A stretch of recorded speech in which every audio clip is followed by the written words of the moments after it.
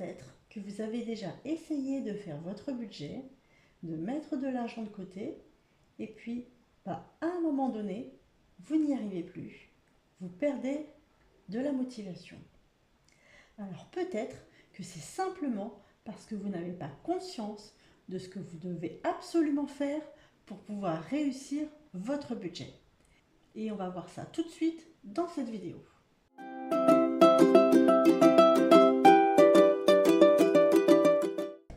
Bonjour à tous et bienvenue sur la chaîne Merci Budget. Si vous souhaitez reprendre vos finances en main, que vous voulez des astuces et des bons plans pour faire des économies, vous êtes au bon endroit.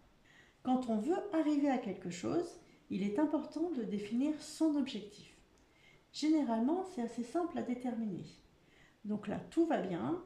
Tu vas aller regarder des vidéos YouTube, tu vas lire des livres ou échanger avec des personnes sur le sujet, et puis tu vas te lancer. Alors au début, tu es super motivé, il n'y a pas de souci. Sauf qu'ensuite, au fur et à mesure du temps, tu perds de la motivation ou alors tu n'as plus envie de consacrer du temps pour ça. Tu vas reporter au lendemain, tu vas procrastiner et peut-être que tu voudras abandonner.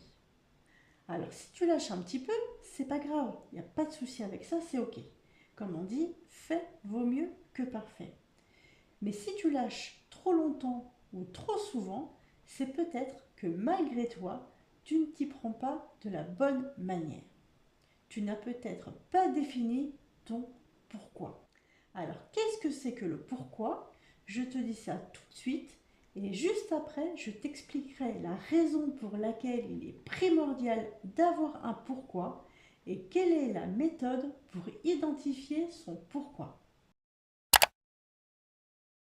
Alors, c'est quoi un pourquoi? Le philosophe allemand Friedrich Nietzsche a dit un jour: celui qui a un pourquoi qui lui tient de lieu, de but, de finalité, peut vivre avec n'importe quel comment. Et oui, connaître son pourquoi est une première étape importante pour reprendre sa vie en main.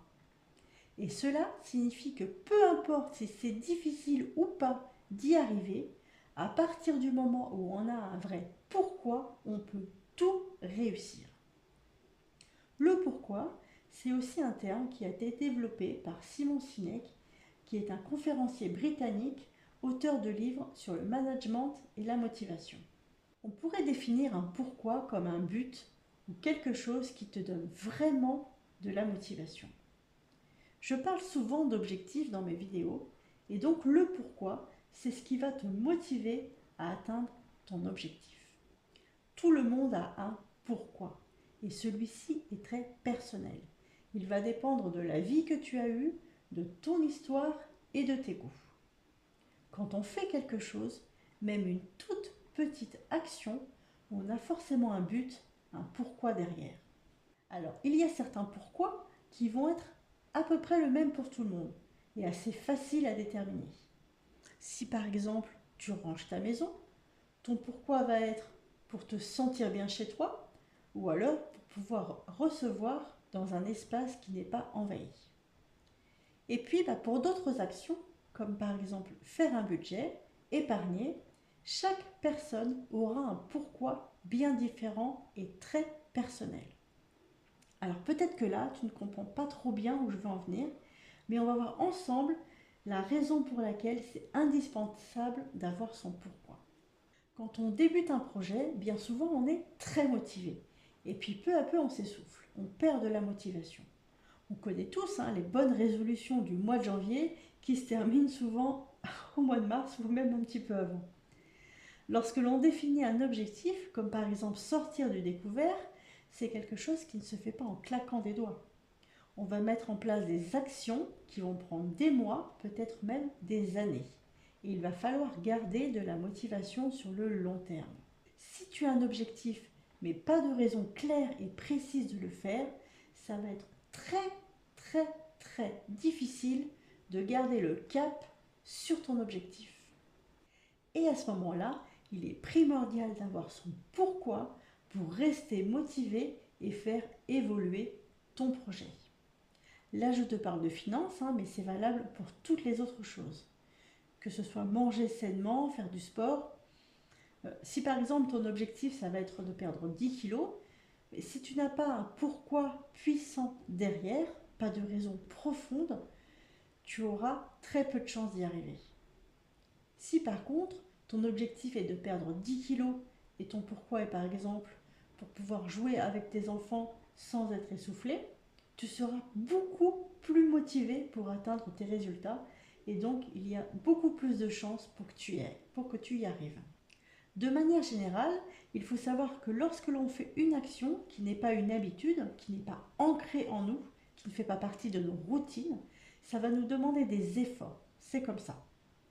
Il va être alors indispensable d'avoir un bon mindset, un mental, comme on parle en développement personnel, un état d'esprit positif qui va te permettre de voir les choses du bon côté pour affronter les épreuves.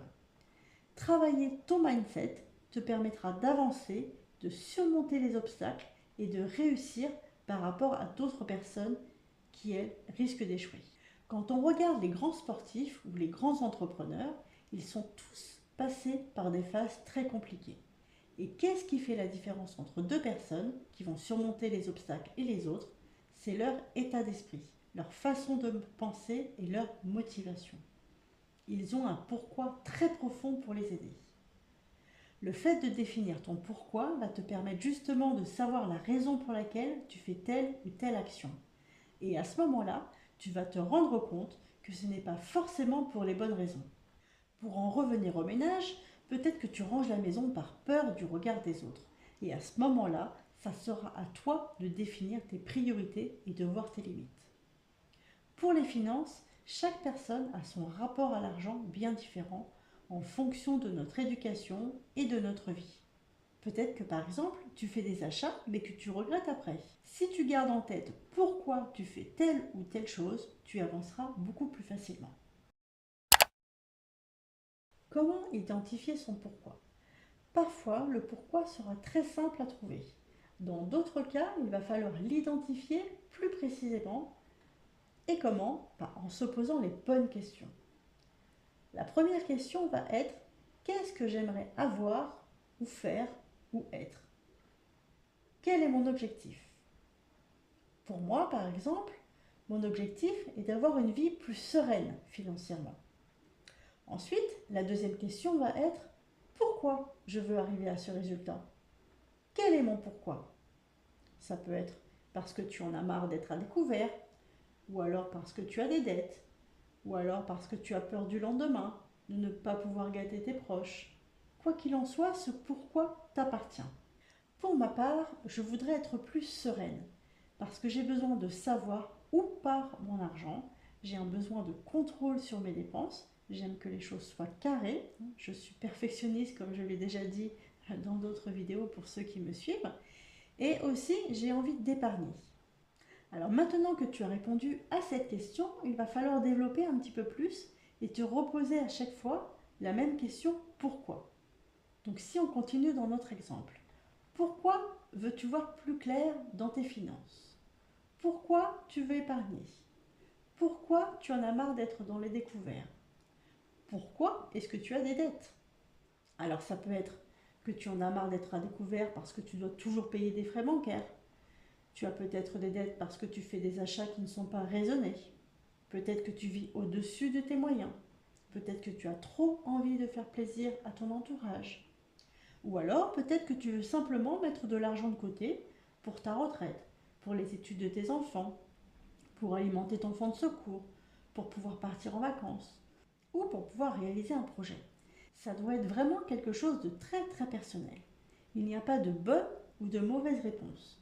Il est juste important que cela corresponde à tes valeurs.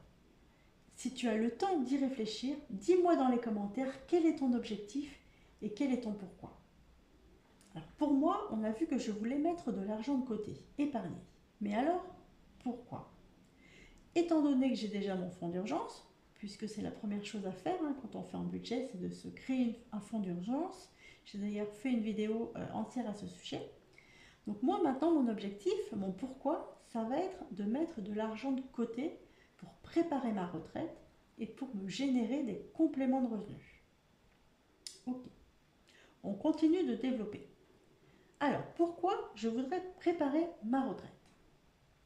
Parce que j'ai commencé à travailler assez tard et que j'ai eu des périodes d'inactivité et que donc je pourrais prendre ma retraite à 67 ans avec à peu près 900 € par mois.